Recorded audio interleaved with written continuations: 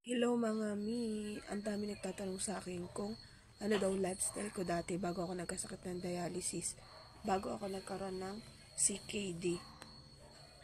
Ang aking mga kinakain dati ay mahilig ako sa maalat na pagkain.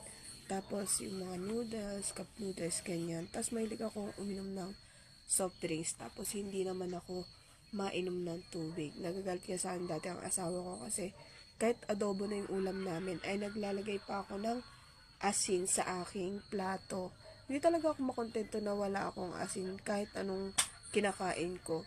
Kasi iba ba yung panlasa ko kapag wala akong asin sa tabi ko? Kasi hindi ko alam kung bakit ang alat ng panlasa ko. Kasi hindi ko alam kung bakit matapang yung panlasa ko dati. Kaya rin siguro ako nagkasakit sa bato. Tapos yung pansit canton, kapag nagluluto ko, nilalagyan ko pa talaga ng asin kasi natatabangan talaga ako sa pansit canton kapag kumakain ako. Tapos dati hindi ako mainom ng tubig talaga. Soft drinks lang yung iniinom ko dati. Kaya siguro din yun ang naging cause ng aking sakit sa kidney. Tapos, nung nahilig ko sa maalat, hindi ko alam na nagtatataas na pala yung aking BP. Hindi ko pa alam kasi wala naman akong nararamdaman sa katawan ko. Kaya hindi ako nagpapa-check up.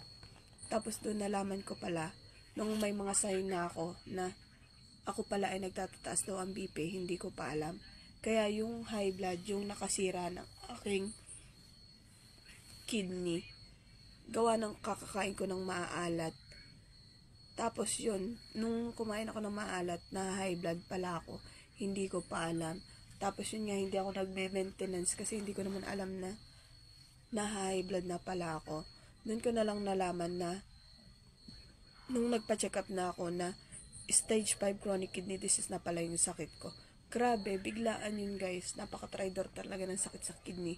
Hindi man lang ako dumaan sa stage 1, stage 2, or stage 3.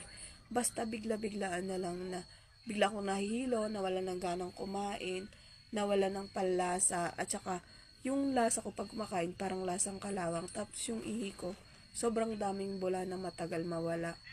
Tapos lagi ako nun nagkakaroon ng mga pasapasa sa katawan kasi bumabagsak na pala nun yung aking hemoglobin.